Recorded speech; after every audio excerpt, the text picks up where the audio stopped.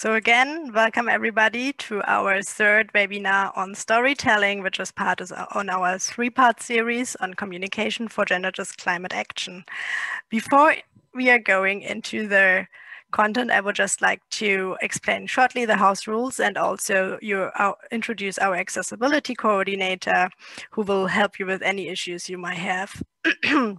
Also, I would quickly like to introduce myself. My name is Patricia Dolan.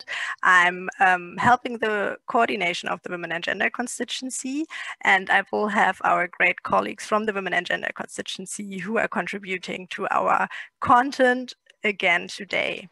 Thanks so much. They will introduce themselves just when they start speaking. Our accessibility coordinator, as said, is Tara Daniel. If you would like to contact Tara, you can send her a direct message. The toolbar can be accessed at the bottom of your Zoom. And if you would like to, if you would just mute yourself if you are not speaking, that would help the interpretation a lot. Thanks so much.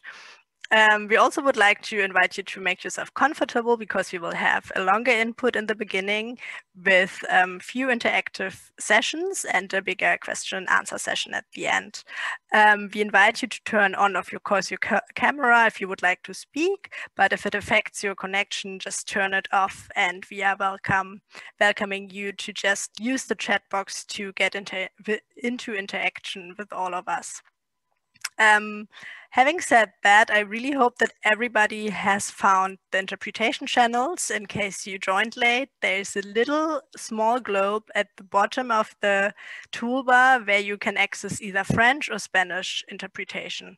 We would also like to remind everybody that our session is recorded, and we hope that everybody can confirm and agree to that terms. If you have missed our first two webinars, you can access the presentations on the WGC website, and you will also be able to access the recording very soon, also from the session today. So now I would just like to dive in and hope you are feeling comfortable.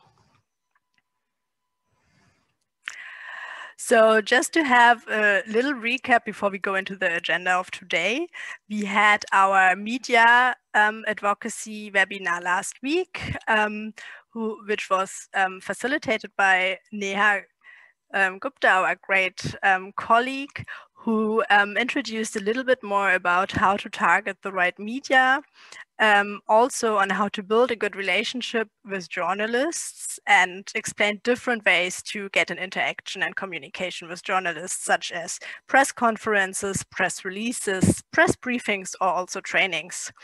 Our colleague Mara, who will just take over in a few minutes for the storytelling part, explained in more detail how to deal also with bad press that might occur at certain times. And at the end, we heard our COP25 press example on how we dealt and raised media attention at last COP. If you haven't heard those webinars, we invite you to join, to check out our website and see the slides and the recordings. If you have any trouble finding that, please contact me.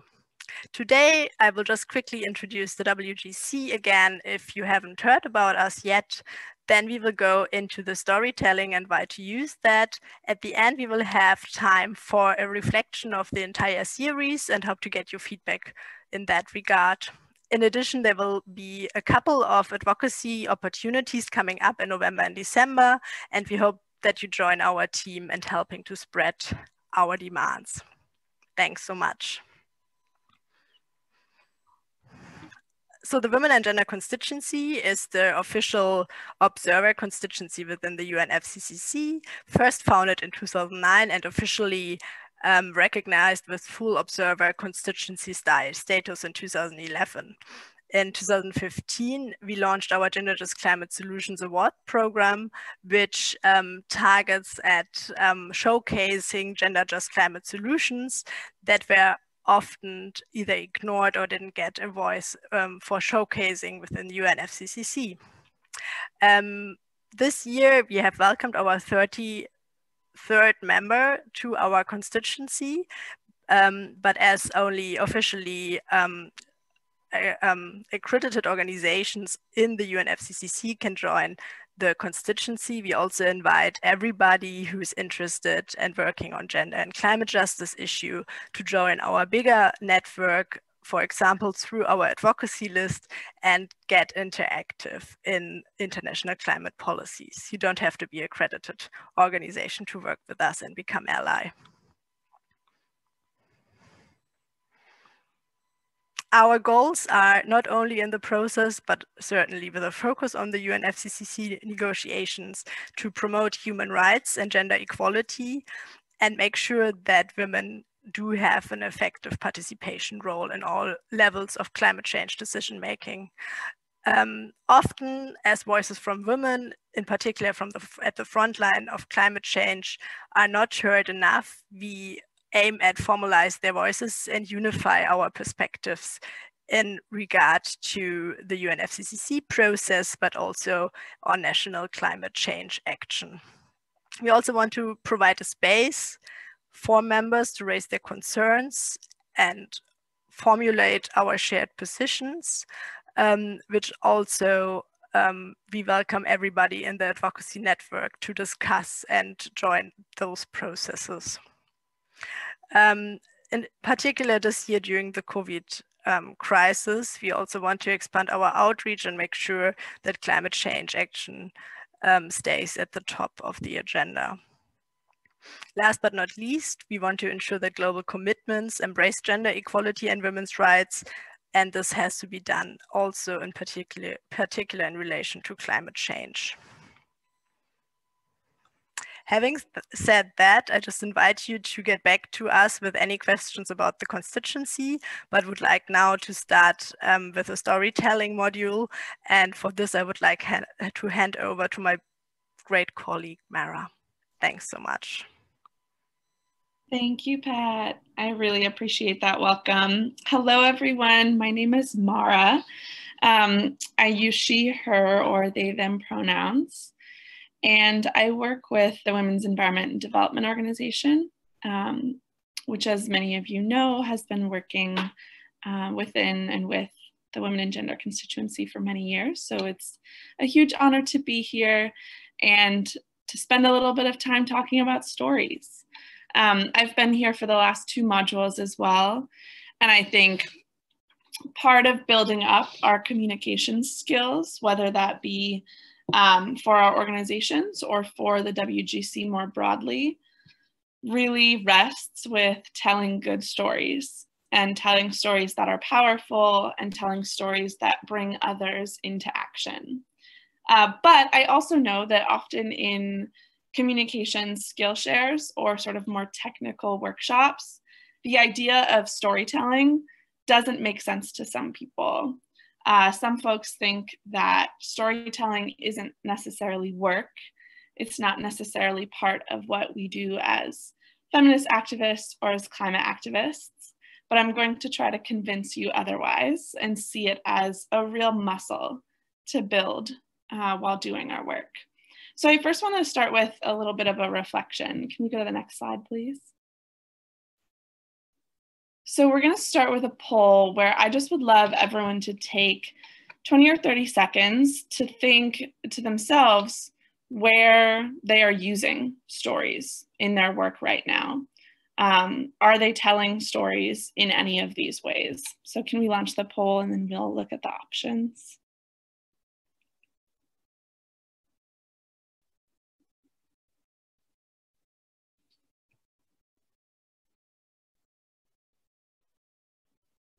Thank you.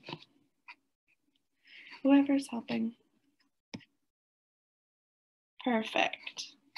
All right, so let's just take a moment to reflect on and share our own experiences for a moment. So again, the question is, when do we tell stories in this work, or where do we tell stories in this work? And you could say in public speeches we do, when we are organizing others, in our press releases and public statements that Neha just spent a long time teaching us about last Thursday, conversations with governments and policymakers, conversations with funders. So conversations in general, are we telling stories when we are in conversation with others? And in our social media strategy. So if your answer is so many more, I would love to also open the chat for folks to put any ideas that are not on the poll right now of where you tell stories. I'm not sure if you can pick more than one option here, but if you can pick one and you have others you feel really strongly about, please put that in the chat as well. I'd love to see where folks feel like they are telling stories. We'll give it a few more moments and then we can, oh shoot. Were folks able to see the poll? I was able to see the poll and vote in the poll.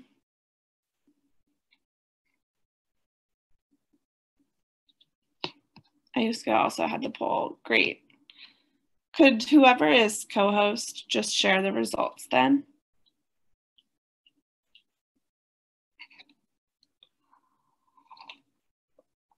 Perfect, thank you so much.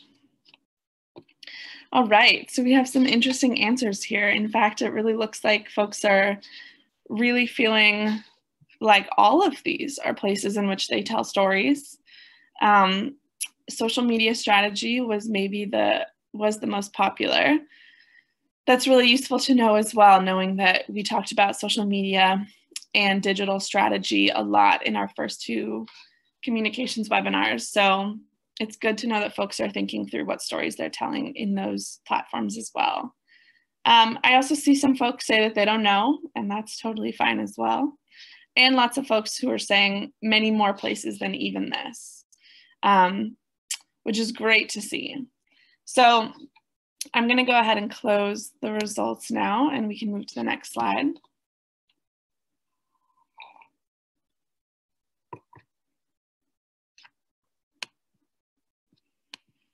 So these were the options, and I'm here to really tell you all the time. All of these answers are correct. All of them are places where we all tell stories, whether we recognize them as stories or not.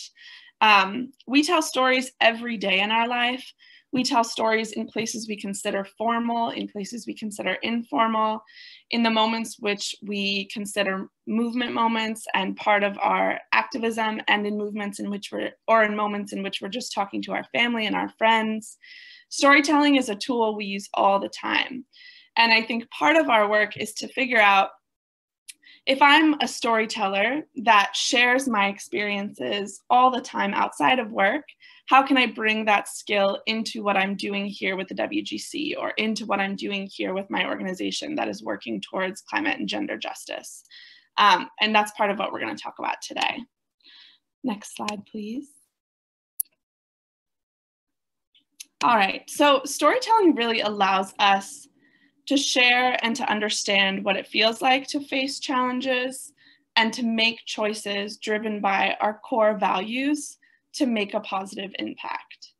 Stories also allow us to build relationships and call others into action by evoking the power of our choices and our leadership. So it's tough for me when people ask me, can you define a story or define storytelling? It's a little tough to do that. That is encompassing of all of the ways that we just discussed in the poll, but this is the closest that I think we can get to it.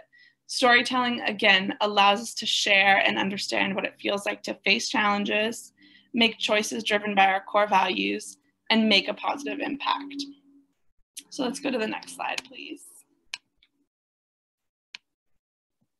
All right, so some of you may have seen this graphic before, and I think for me, it's a really useful tool to think through who the audience for our stories are. So this is what many folks call the spectrum of support, and it's been used in social movements for many, many years. And it's essentially trying to put a visual to some theories of how people get involved in movements, whether they are feminist movements, climate justice movements, economic justice movements. This is speaking to all of them. And if you look closely, essentially you can see on the left, we have the movement, and on the right, we have the opposition. And then we have all of the folks who fall somewhere in between. So we have people who are not our biggest opponents, but who are passive opponents, meaning they don't agree with us. They might not think that our cause is worth fighting for, but they're not the people who are screaming that we're wrong. They are more apathetic. They are more passive. And then we have the same thing on the supporter side. We have folks who might agree with our cause. They might agree that we are doing the right thing, that we need climate action, that women's rights are human rights, but they're not necessarily the people in the streets or the people who are doing this advocacy. They sort of think, it's not my problem, it's not my deal, I'm not going to get involved. And then you have the folks in the middle, neutrals. And these are the folks who really haven't made up their mind yet. They see themselves as separate, they see themselves as not involved, and they see themselves as really not either part of the movement and also not really part of the opposition. So our work as storytellers is to speak to folks along this spectrum. So our work as storytellers is probably not going to reach the opposition.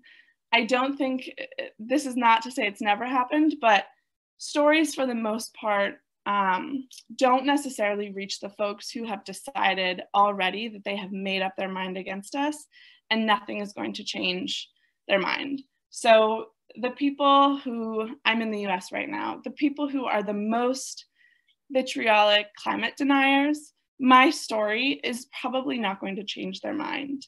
But my grandma, my neighbor, my friend who believes that climate change is happening, they think that we need some form of action, but they just aren't necessarily involved in the movement. Maybe they fall somewhere along the passive supporters or the active allies, or maybe even the neutrals.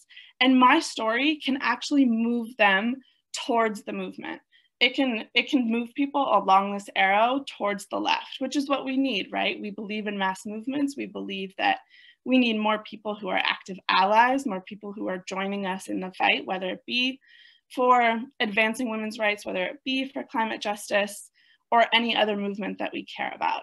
So our goal as storytellers is to take people from one spot on the spectrum and move them to the left, no matter how far we're able to get them to go. So let's go to the next slide, please. Great, thank you. I'm just gonna take a sip of my coffee really quick. Okay, so you might be asking, we just talked about what are we building support for, right? We're building support to move people along the spectrum of support so that they are a part of the movement. But how are our stories helping grow support, right? So we know that we need to move people to choose action instead of doing nothing for our cause, whether it be gender justice, climate justice, their intersections, for us to win, right? And I would encourage us to see in this moment and beyond, to see storytelling as a way to share why we are called to do what we are called to do. I saw a question in the chat that was asking again for me to define storytelling, and we can move to the slide where I tried to do that. But I think it's really important to say, again, storytelling is not our resume. It's not a list of accomplishments. It's why we are here and asking someone else to join us. What are the experiences that help you understand what I do, and why I want you to join me? What are the moments in my life that made me stand here and say, I care about what I care about? And how can those be something that you relate to as someone who is listening to me? Next slide, please. So here then we need to ask ourselves, what are the feelings that stop people from taking action, right? What are the feelings that stop people from saying, I believe gender and climate justice matter, and I believe I need to be a part of the solution? What are the feelings that stop people from doing that? Next slide, please. Okay. Also, as I'm using these graphics, I should have said this at the beginning, and I'm going to say this at the end, but I'm a part of a youth movement in the US called Sunrise Movement, and storytelling is really important to who we are and what we do. It's part of how we grow the movement for climate justice and youth-led climate action in the US. And this storytelling module was largely created within Sunrise with many of our movement partners. And I work as a storyteller and a trainer within Sunrise. So I'm really happy to be using this, this slideshow and using a lot of this content, but credit where credit is due. And we'll get back a little bit to the origins of this in a moment. So how will stories help us grow support? So on the left side, we see feelings of stagnation. These are the feelings that, you know, when we are at COP and we are having a march or an action, and we see, you know, those people who will stand sort of on the edge and they'll watch us, but they are not joining us. They're not shouting our chants. They're not smiling and laughing as we're dancing or singing. They are separating themselves and they don't see themselves as part of our action or as part of our work. What are some of the things they may be feeling? There might be inertia. There might be apathy. There might even be some fear, some feelings of isolation or self-doubt that this is not the moment for me. And we need to turn those feelings of stagnation into feelings of motivation. So we want to make people who are feeling inertia, like nothing can happen right now, to feeling urgency. We want to make people who are feeling apathy feel anger. We want folks who are feeling scared, we want them to feel hopeful. We want folks who are feeling isolated to feel in solidarity with others. And then this last one, which is kind of silly, but I'm not silly at all, actually.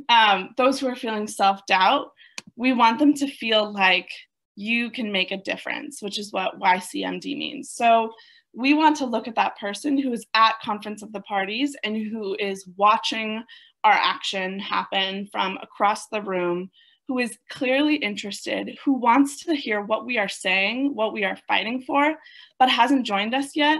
We want them to feel the same urgency, anger, hope, solidarity, and the fact that they can make a difference. So our job as organizers is really to be moving people from this place on the left to the place on the right. Let's move to the next slide. So how do we do that, right? How do stories help us do that? Because fundamentally, stories are actually what will move people from that left to the right place. So we have both the how and the why for a potential choice. And when we have both the how and the why, we go towards action. So if we continue this example of the person who is watching a Women and Gender Constituency action at Conference of the Parties, where we are saying gender justice is climate justice and climate justice is gender justice, and we are marching and we are making our voices heard, we know that if someone is facing the personal choice of, do I join them? Do I chant with them? Do I say that I am a part of this moment, a part of this action? They have both questions about how and questions about why. And we are here to tell a story that would make them know the how and the why and join us. So we know how the choice can make an impact, but we also feel we need to feel the why. We need to feel on the personal level why we need to be the ones to make this choice. Why it's our moment to join that march, our moment to join that action, and we aren't comfortable just leaving and walking away. So as organizers and as storytellers, we need to give people both the how and the why to move them through those feelings of stagnation that stop them from acting. Next slide, please. So we know that our stories can really evoke feelings of hope and of power and of urgency, all of those feelings on the right. And they can also show the audience a real example of someone, us, making a choice and making an impact. So this can be exactly what someone needs to take action for the first time. So if we want people to understand the why and the how, joining our march or joining our action or saying gender justice is climate justice with us, how this could make a positive impact, we need to tell a story about how our choices have made a positive impact that they can relate to and see themselves in. So next slide. So we tell our stories, right? We tell our stories through social media. We tell our stories in actions and in public speeches and in press releases and in journalism articles and in op-eds. But what really makes stories effective? Next slide, please. Let's take 30 seconds here, and I would love for folks to just put a one-word descriptor of what they think makes a good story. It can be more than one word if you want to type it out. This can be an adjective that describes what good stories usually are to you. It could be something like a quality of stories that you feel like usually makes them good. Are they funny? Are they short? Are they emotional?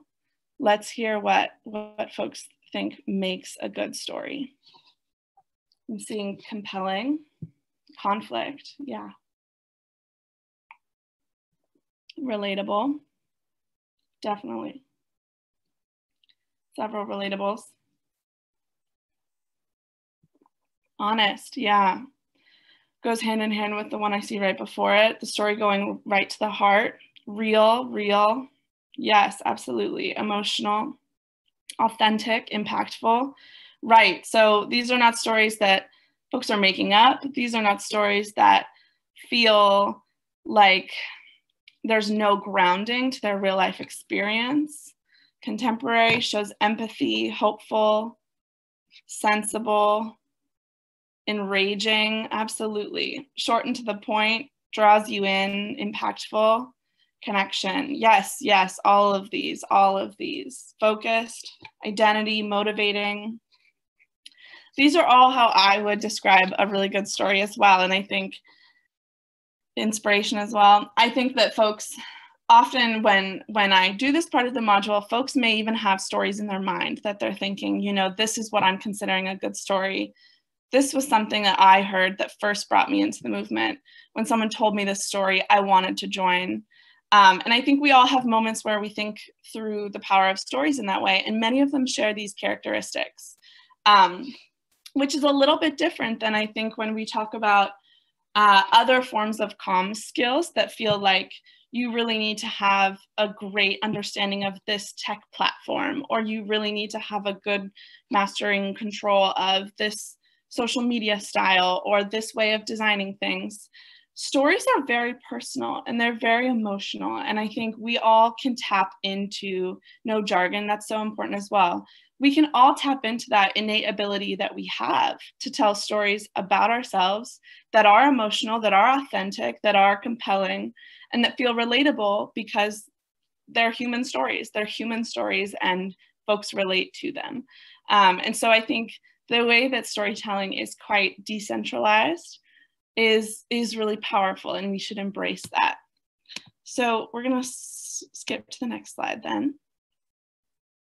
Okay, so I want everyone to take a moment and just imagine that a journalist walks up to you. Maybe you're at a conference, maybe you're at a protest, maybe you're just on the street and someone knows who you are, and a journalist asks you, why do you care about climate and gender justice?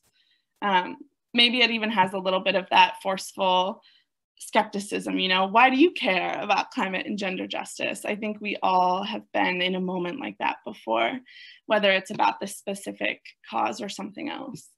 Next slide, please. So there's lots of different answers that I think we've all heard, right? There's one answer that could be something like, I don't know, I just do. I just do, it's me. There's another answer that is something more along the lines of this. Next slide, please. Which I'm not even going to read this out loud, but folks can see that it's so long, right? Someone starts by saying, well, 12 years and 8 months ago, I read 4 books and I watched movies on women's rights and economics and politics, etc. And then there's 3 more sentences.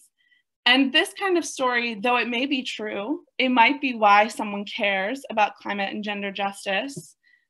It doesn't necessarily draw someone in. It is so detailed, but it sounds like a resume, right? It sounds like a list of accomplishments or a full autobiography. And both of these answers have been answers that I've given before. I'm sure that many of you feel like I've been there.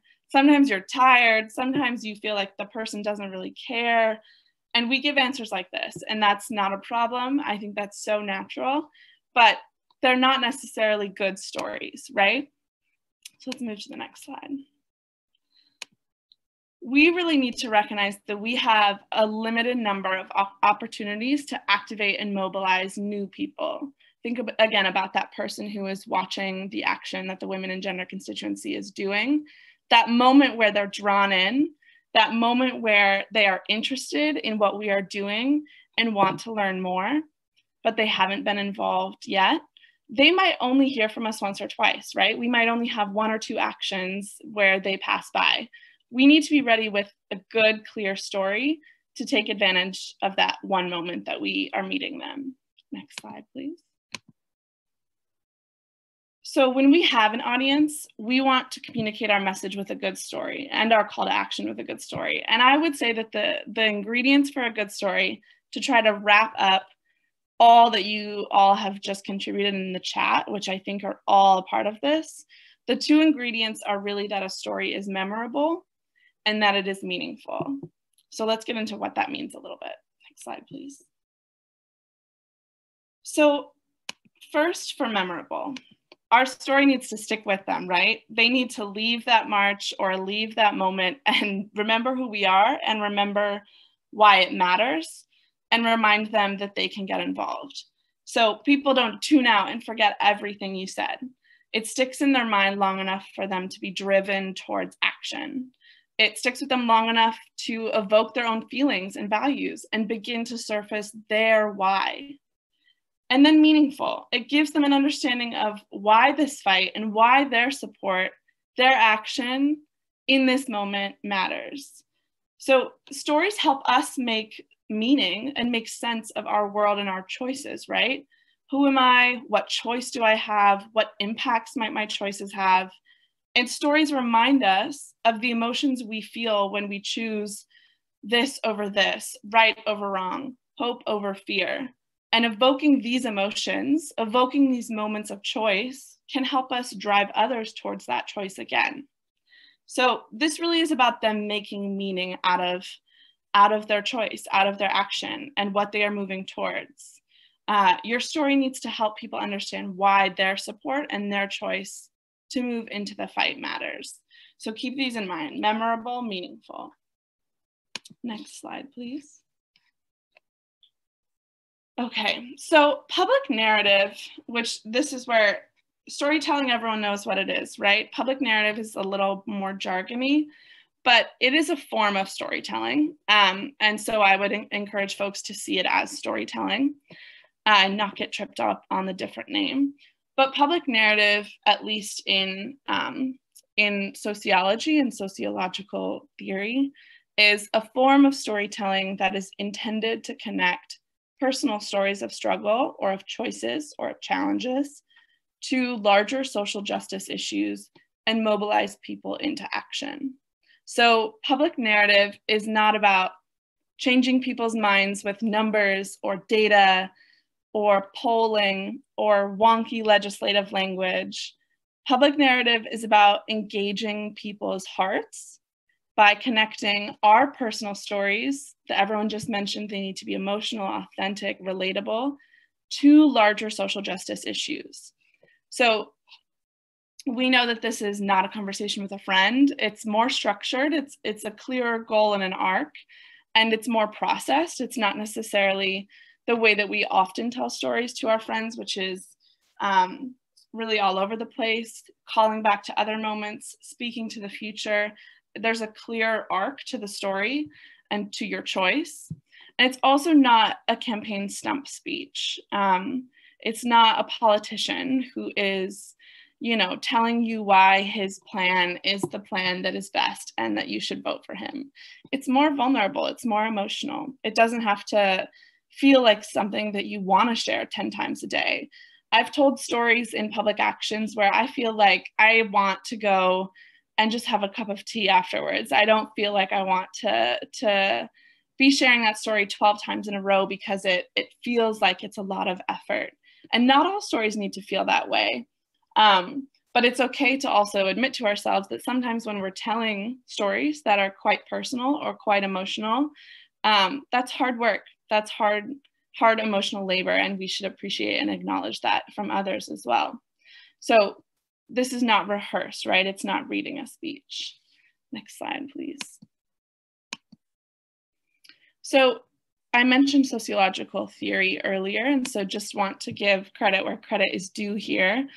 The theory of public narrative and the structure that I'm walking you through right now and will continue to do so, it was developed by a professor named Marshall Ganz, and he first started working with this theory of storytelling with United Farm Workers Association, with farm workers in California, Cesar Chavez and others, around some of their struggles and in demanding fair wages, fair pay, and their human rights, their labor rights. And so he has been someone who has been interested in finding ways to tell stories to strengthen movements for a long time. And I think it's important to say this too, because though his work doesn't necessarily sit with climate justice, folks who have used his framework for storytelling span many movements, and we all have something to learn from it. Next slide, please. Okay, so this was, I already said this, but essentially we know our story wants to fit somewhere in between. It wants to be somewhere between an unstructured story that we're sharing with a friend over coffee. And it's not a campaign stump speech that is memorized and told 100 times a day. Next, please. Okay, so this is the framework that Marshall Ganz developed, and that is used by many movements around the world, and is really relatively simple. So I'm going to walk you through how folks structure their stories. So this is what's called a challenge, choice, outcome plot structure.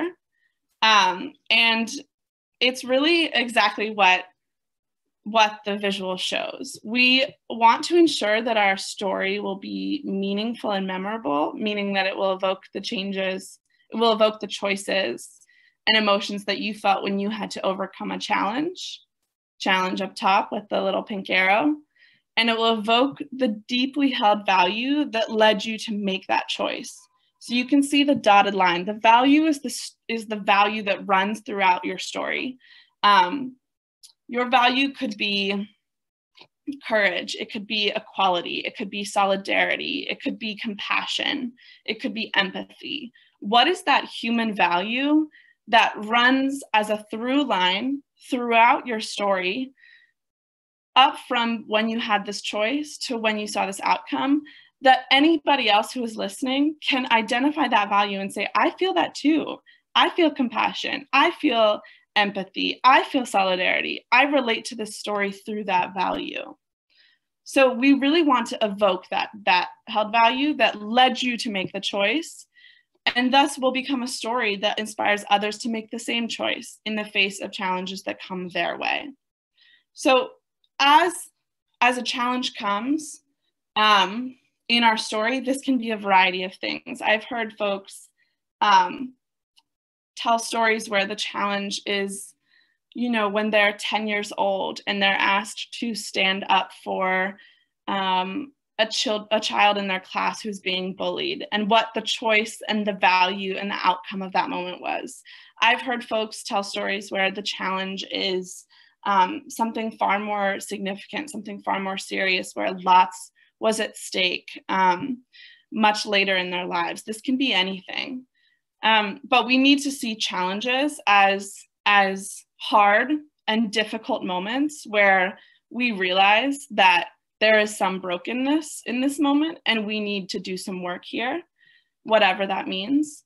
And then the choice needs to be this moment in which we realize our agency, right? We realize our ability to choose our path. And then the outcome is essentially where we see our impact on ourselves, on our communities, on the people that we love. So when I tell this story, or when I give this framework for stories in the workshops that I typically run, we would have a few examples of stories, and I'm happy to send those out via email after this as well, because I think they're useful to listen to. But what we typically do next is actually work through a worksheet where we have this framework as our idea of what kind of story we could structure, and we identify moments that we could use in our stories. So what is a challenge that we faced? What choice did that encourage us to make? And what is the outcome we saw? And we start to actually structure our story from here. So I don't want folks to feel like they're walking away from today with an idea of what a good story could be, but no way to really have the tools to start to develop one, because we'll send those out afterwards in an email. But typically we would be together and we would be working through these worksheets and workshopping our stories together. So let's move to the next slide. So these are the three kinds of stories that are within our larger public narrative. So we really have three kinds of, or we're just going to actually go through. Sorry, one second. Okay, perfect. So just to dive a little bit deeper actually into each of these pieces in the framework, challenge, choice, and the outcome, to help folks think through what is an experience or a moment that I could imagine building a story around that is a challenge, is a choice, and is an outcome. Which also I want to say, those don't always come up clearly, right? I think like when I hear some people's really powerful stories of challenge, choice, and outcome, you can be under the impression that this happened very cleanly, you know, in 1 hour, they faced this challenge, they made a choice, and they saw the outcome.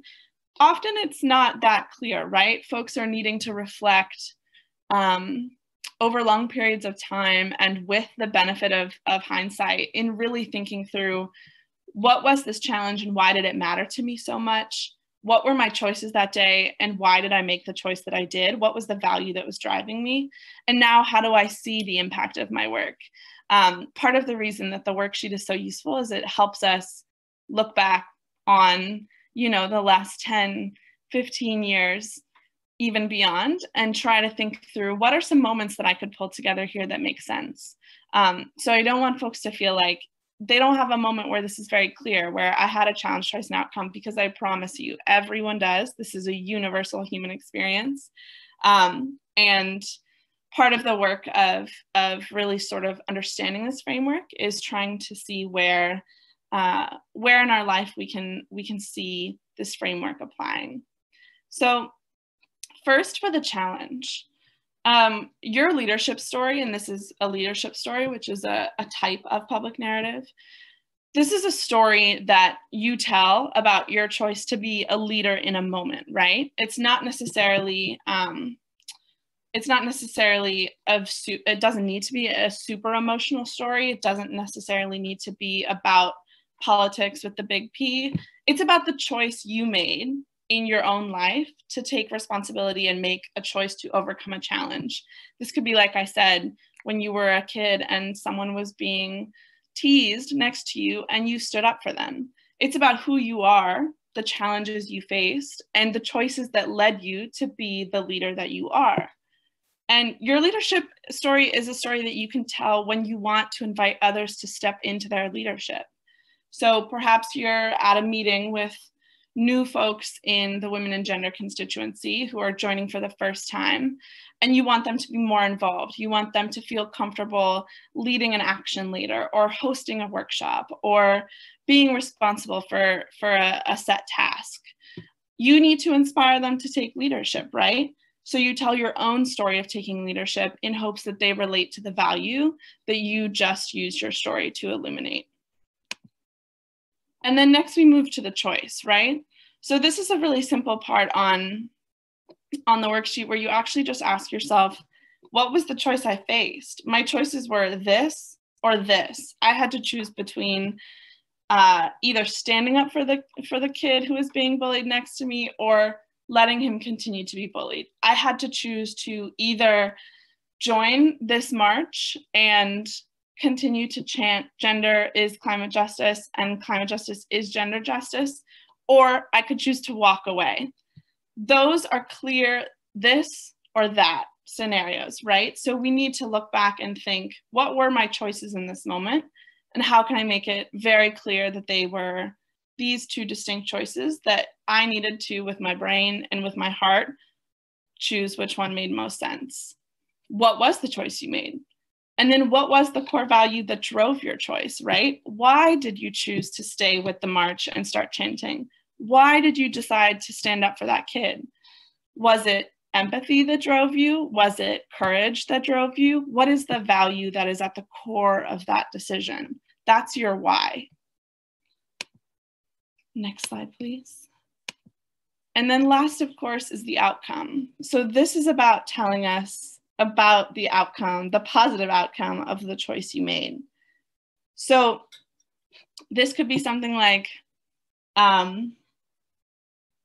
I joined the march and I had never felt more powerful in my life, or I had never felt more surrounded by fellow powerful feminists, or I stood up for this kid and he ended up being a close friend of mine, or I stood up to this kid and other people in our class told me that they were proud of me for doing this and that they would do the same thing next time. Positive outcomes can look a variety of different ways, right? There are lots of things that we could consider positive outcomes. But what they do need to do is really affirm the core value. So ask yourself when you're thinking through what this positive outcome of your story could be, how did the positive outcome reaffirm your core value?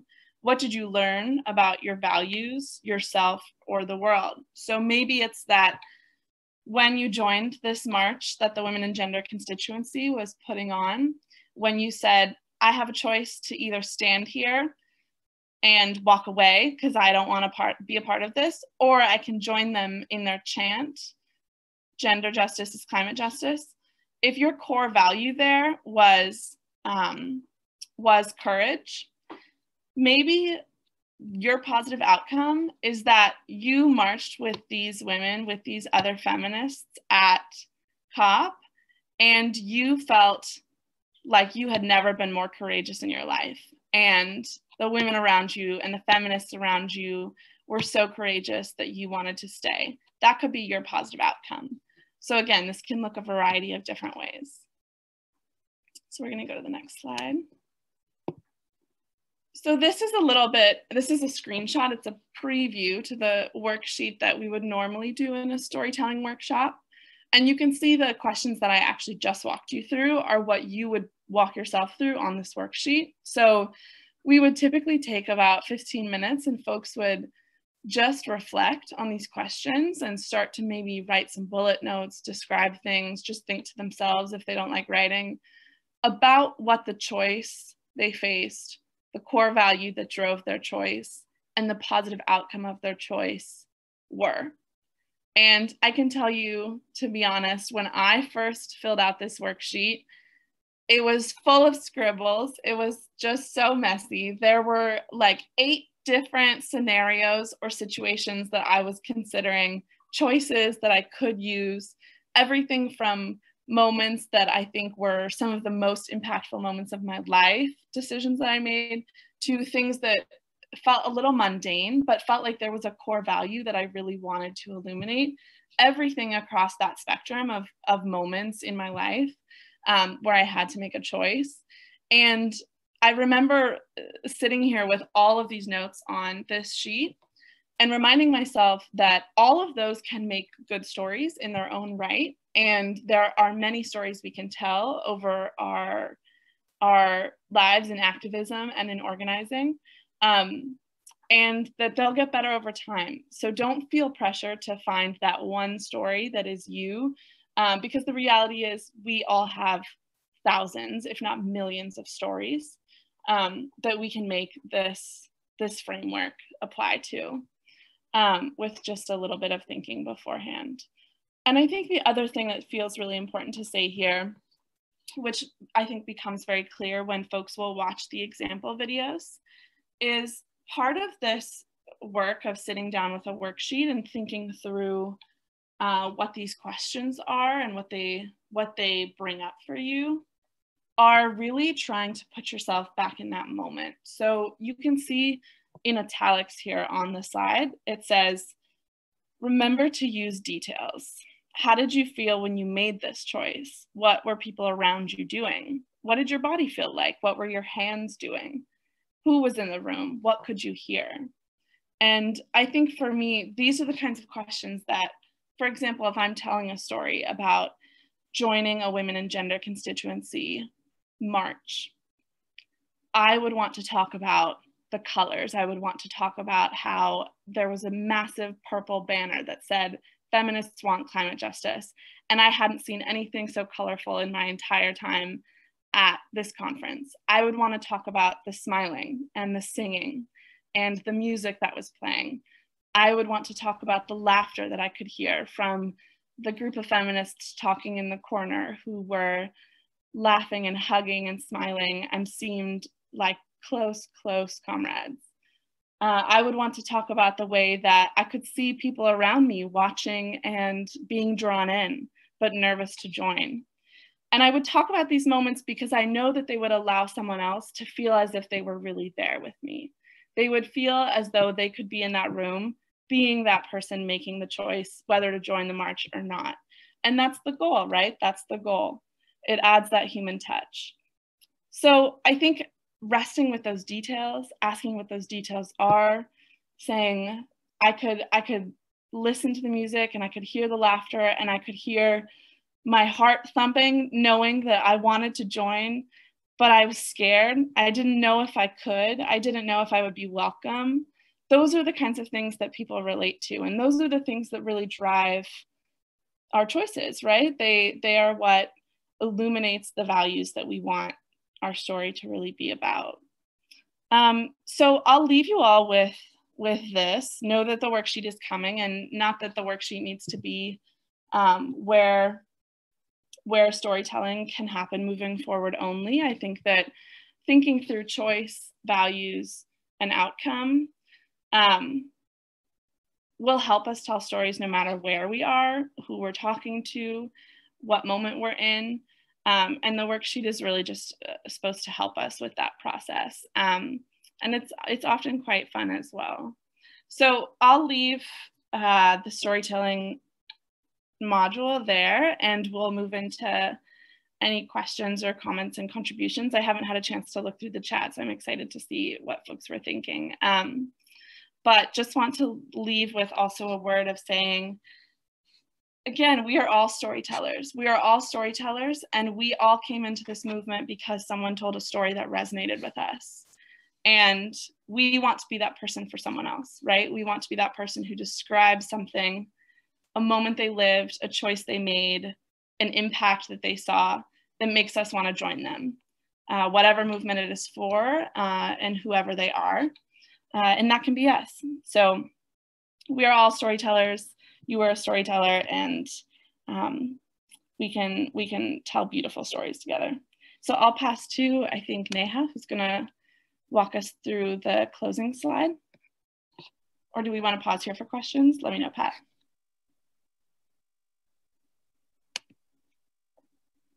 I think you're muted.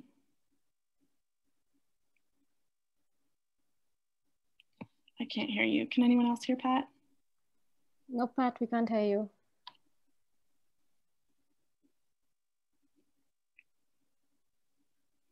No worries. I'm just going through the questions right now. Neha, do you feel like we should move to the last slide, or should we take a pause here for questions? I'm happy to do either. Yeah, I do think we can wait for questions, yes, Pat, if that works for us, and then move to the last slide, because I think this is a lot for people to take in as well.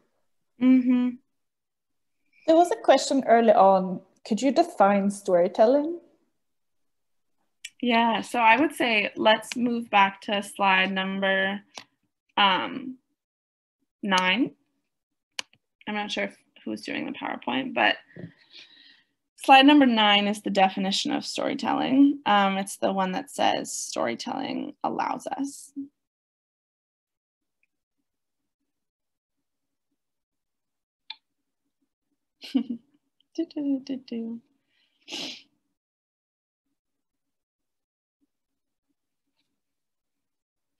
So I would say here for defining storytelling, again, storytelling encompasses all of the stories that we tell, whether they be talking with our friends or a really structured presentation or a press release. Those are all stories, but what makes them all something, what keeps them in common is this idea and this definition that stories are what allow us to share and understand what it feels like to face challenges and to make choices driven by our values and make a positive impact.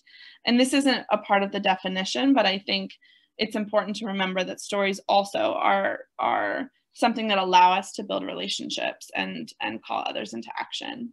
And they're not the only thing that does that, but they are something that's an important part of that. But I would say the clearer definition is what we talked about as being a part of storytelling, one type of story, which is public narrative. And these are the stories that we tell to the public. So this differentiates them from, example, a conversation with a friend. And that's the definition on slide 24. And that definition is public narrative is a form of storytelling intended to connect personal stories of struggle to larger social justice issues and mobilize people into action. So I would say for the kinds of stories that we're talking about within movements, most often public narrative and that definition is probably the best one to use. Thanks for that question, and thanks, Hanna. Pat, do you want to try again? I try again. Oh, that's so great. I don't know what has happened before. I also wanted to thank you for the presentation and your really, really beautiful ending, which was really motivating to see yourself as a storyteller.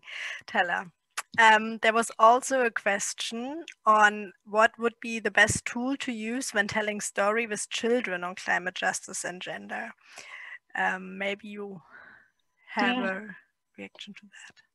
That's a really amazing question, and it actually brings me back to some of the work of Marshall Gans, who I said was the sociologist who created this framework and now trains movement leaders all over the world. And he actually makes a point of saying that this works no matter your age, and that public narrative as a form of storytelling is something that really is intended to be, again, something that is able to speak to whoever is in the audience. So your audience might be a bunch of negotiators or government representatives at COP who are watching an action, or they might be your neighbors. They might be your neighbors and your neighbors' kids who are at a community meeting and you're trying to organize them for a local climate protest.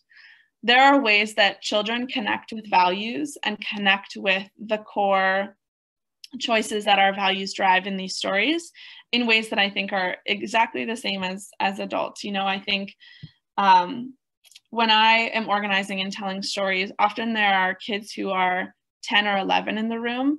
And I can say for sure that the value of compassion, the value of empathy, the value of courage, these are things that kids feel too. They are things that kids talk about and watch movies about and hear their parents talk about, and are values that they understand. And I think you can think through some of the details in your story, and maybe if you're using a lot of jargon or something that only adults would know, maybe shift your story to be something that kids would recognize more. But the value, if that's what's most important in these stories to communicate, will communicate regardless of age. And I think that's a really beautiful thing. Thanks so much, Mara, for the really easy explanation. There's also Faustina who's raising their hand, and I would also just like to encourage everyone to either indicate with the hand sign or the hand button from Zoom, or just by typing hand into the chat box or using a star to raise your hand if you would like to unmute yourself and speak directly. Thank you very much. I would have typed my contribution, but my computer has problems with my keys. I wanted to comment and also ask, in the first place, I want to contribute that storytelling is a very powerful tool for also resource mobilization. Mm-hmm. I worked with an NGO where we worked in communities where nobody would go. So these were very, very poor, dire, needy people. And we worked on drilling boreholes for them. And we wrote stories of need. We spoke to the people to tell their stories. And we gathered the before and the implementation period and the after, the outcomes, as Mara talked about. And through those stories, the water project generated the resources to drill more boreholes through the stories of the people, how they were before, what the water did to them and the impact it had on them, for them to even go into microfinance, extend their farms and that kind of thing. So storytelling is a very powerful tool to also generate resources for whatever we are doing. I know we are talking about climate justice, but in one of the slides, it's also storytelling talked about, other external things that can be done. I'm asking about climate justice too. Can it also be our intention to be able to, through our stories, also get support for climate justice and also for resources to be able to carry about even projects and activities in communities and in our countries? Thank you. Thank you, Faustina. That was a very powerful contribution. Thank you for sharing as well how you see storytelling show up in your work. And I think that speaks volumes that storytelling is a powerful tool across all movements, and climate justice is one of them, but storytelling is used in many, many movements. I think for your question about mobilizing resources, my answer and my feelings are absolutely. I think, when I was speaking to the ways that a person is called into action by listening to a story, or if we call back to the spectrum of support, what moves someone from neutral or passive into being active, that could be for a variety of things, right? That could be that you are moved to actively join a march, but it could also be that you are moved to contribute resources. It could be that you are moved to make a choice around donations or money or voting or mobilizing resources in some other way. And so I think when we see that spectrum of support as reflecting just the asks that we have for people as a movement, what are our asks around shifting resources? What are our asks around people joining us in the streets? What are our asks of people demanding different choices from politicians? The spectrum of support can apply to all of that. And is something that our stories can move us towards. And then to your last point as well, I think, it's interesting because I think for climate justice, stories have a very particular role to play. And I think that this is different depending on where you are in the world, but I can say from my experience, I'm from the middle of the country in the US. I'm from a place we call the Midwest, which is very rural. It's mostly farmers. And a story that I often tell as my public narrative is a story of when my family's farm was hit by historic floods and decimated their home and also their crops. And part of the reason that story as the scenario, and then I tell a story about how my choices and my values affected what I did in that moment. Part of the reason that I think storytelling about that kind of moment is so powerful is that if you feel disconnected from the climate crisis or you haven't seen its impacts in your community, a story about how I saw it impact my community might be something that you relate to more than a poll that says, for example, or a statistic that says, for example, degrees are warming by this much. So stories can do something really powerful to communicate the stakes of the climate crisis, what is at stake, and how it will impact us in a way that statistics and polling numbers just cannot do. And I think that that's true of all movements and many different struggles that folks are fighting for. But it's an interesting, there's a specifically interesting role, I think, in the climate movement, because stories are what makes the climate crisis feel personal. And that is so powerful. And so I would echo everything you say around storytelling. It's about human experiences, and it's relevant to all movements and to all forms of activism, and can achieve resource mobilization for sure. And I think we had similar comments in the chat box supporting those ideas as well. Maybe we can have one very last question. If you can give a short answer, and in case it requires a longer answer, we can just also mail you. But Merit asked on how do you balance personal storytelling from value of the sender and connect it to the values of your audience, so that you're really taking the recipient as a starting point and not yourself? Yeah, that's a great question.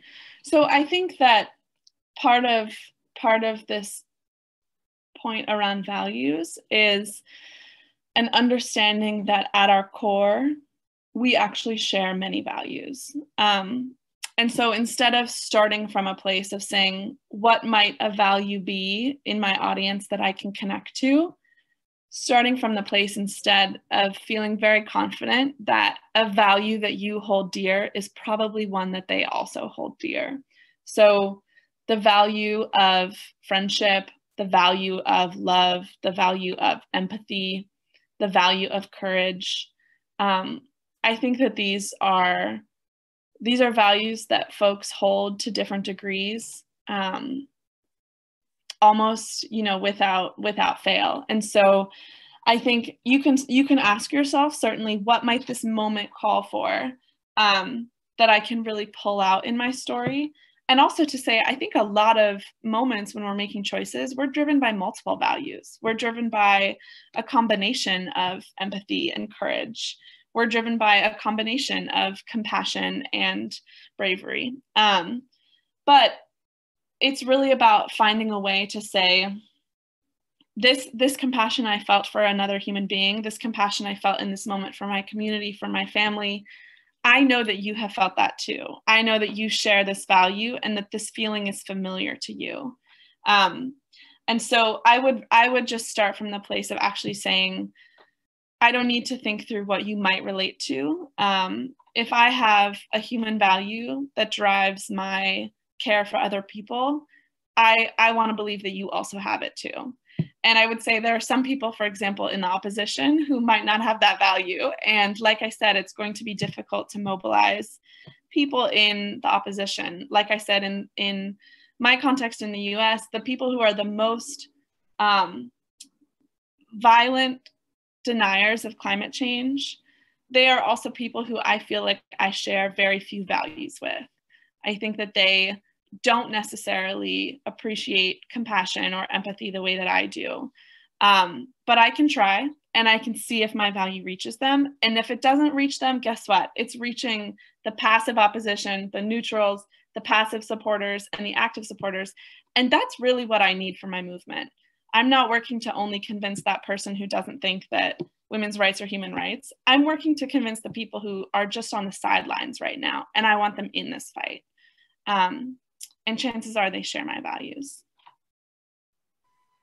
Thanks so much, Mara. We just got a raised hand from Luna. I would encourage you to write your question into the chat box. And if we have time at the very, very end, I'm really sorry, we have to continue now.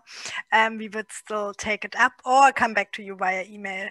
Having said that, I would just like to hand over to Neha, and then after that, Hanna, to have some concluding remarks on our great 3-part webinar series on communication. Thanks so much.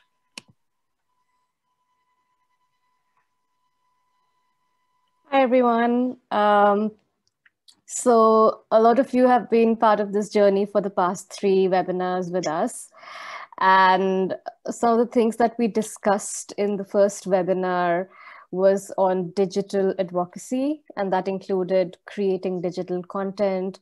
It included using various tools, digital tools, and a lot of different kind of tactics to tell your story and to talk about your positions and for your campaigns and your advocacy work.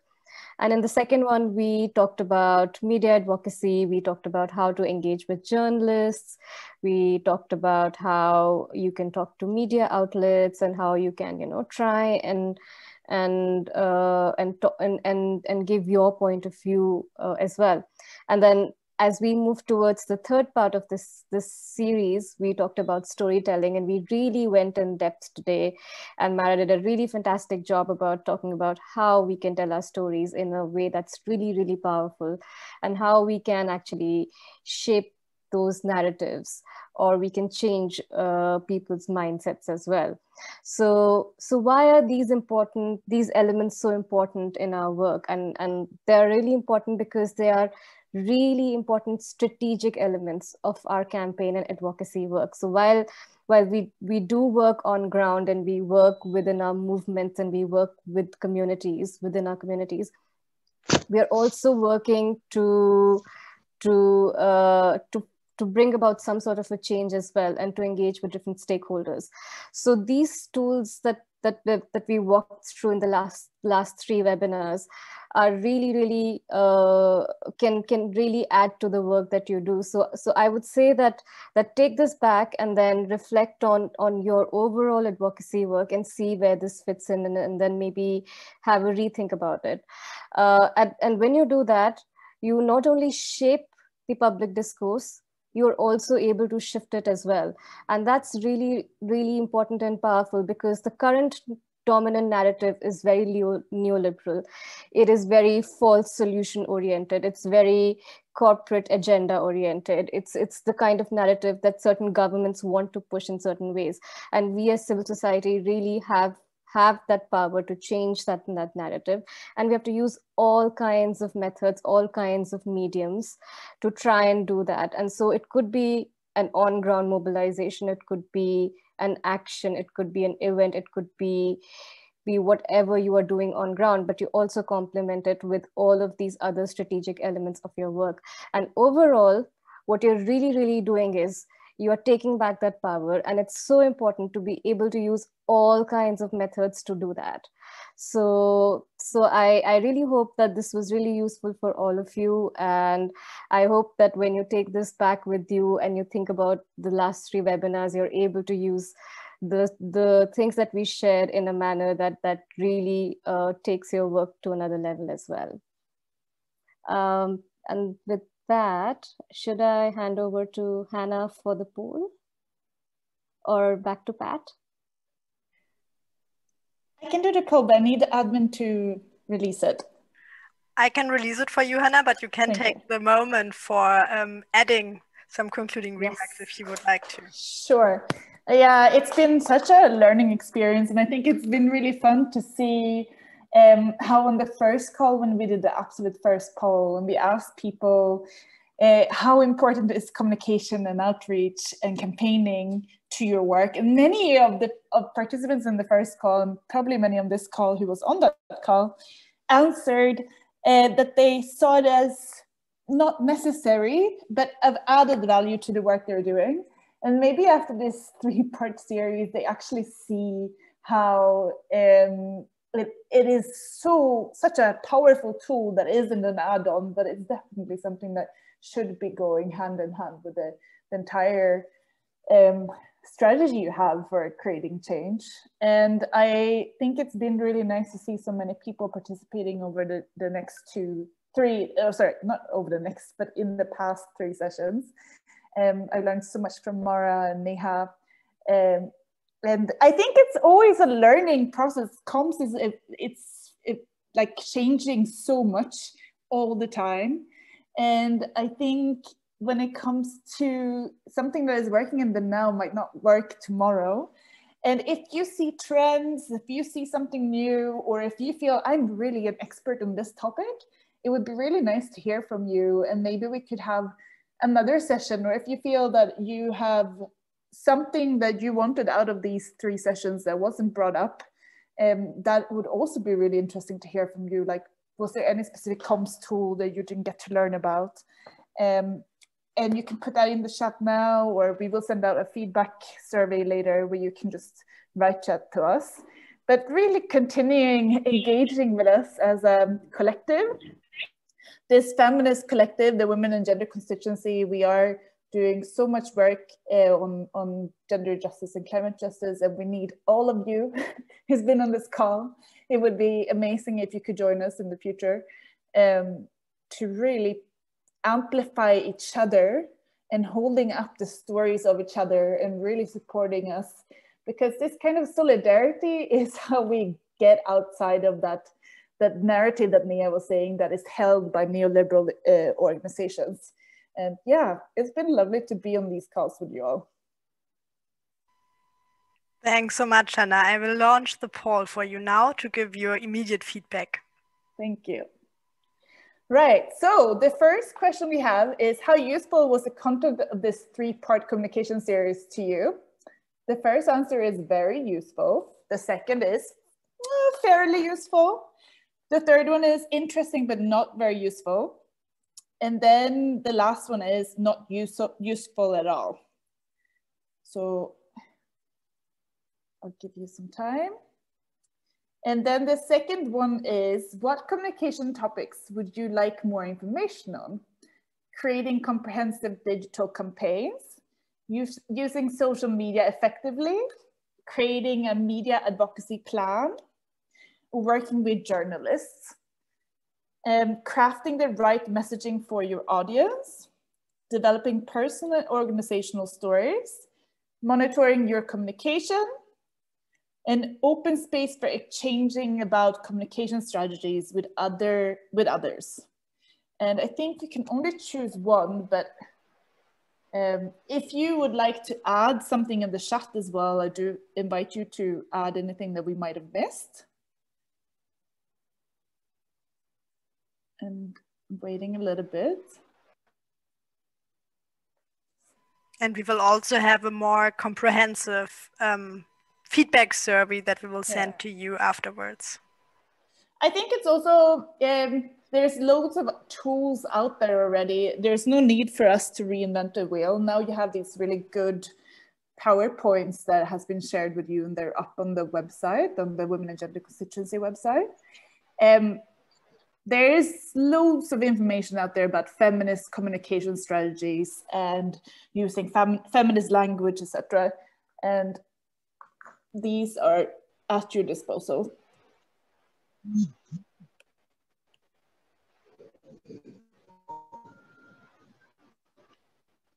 Okay, giving some more time.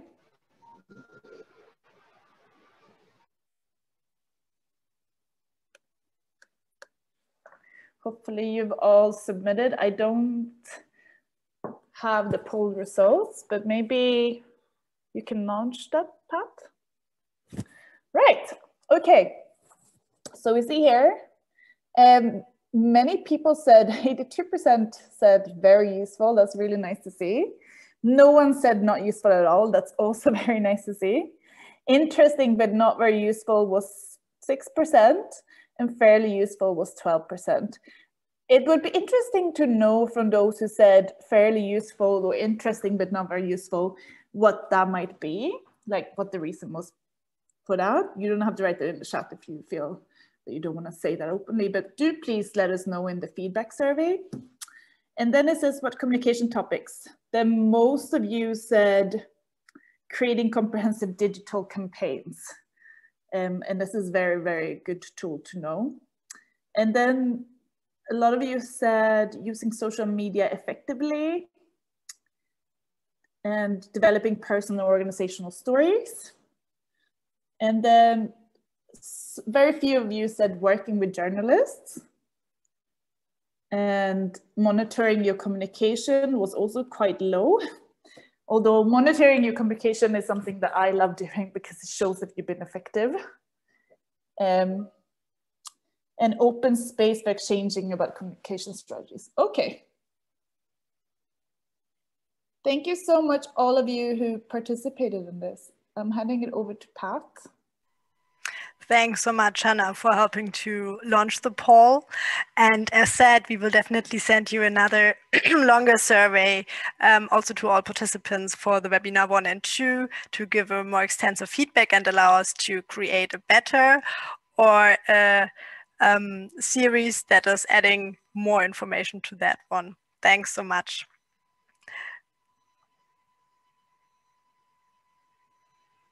So I just would like to quickly connect to what Hanna said. We definitely always need support in our feminist collectives.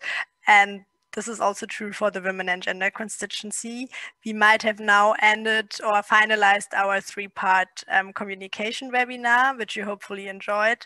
But this is just before we having a couple of advocacy opportunities showing up in November and December. The events we will have are listed below. But most important, we will start with a communication team working on a strategy and a communication plans for the next couple of weeks. And if you would like to join our comms team, please get back to me and I will send you the form, or you can see the form shared by Tara. Thanks so much. And yeah, I'm happy to welcome you all within our comms team and also to join, of course, those events and add our thoughts and demands there. So thanks so much for participating in our webinar series. Thanks so much for showing up today and also in the past 4 weeks. I would very much like to thank our interpreters for French and Spanish who supported us so much and made sure that the webinar is more accessible. The recordings and the slides will be available on the Women and Gender Constituency page. And now last but definitely not least, I would like to thank so much to our speakers we had in the past 3 webinars and also today, who are Hanna, Mara, and Neha today. Thanks so much. Yeah, maybe you can just start quickly your camera, wave goodbye. And I hope you were all able to join without problems. And thanks so much for Tara, who was observing the chat, answering questions, and helped to make that as accessible as possible for everyone. And don't hesitate to contact us. Thank you so much. Bye. Thanks so much. Bye. Goodbye. Bye-bye. Thank you. Bye. Bye, everyone. Thank you so much. Bye, everyone. Thank you so much. Bye. Bye.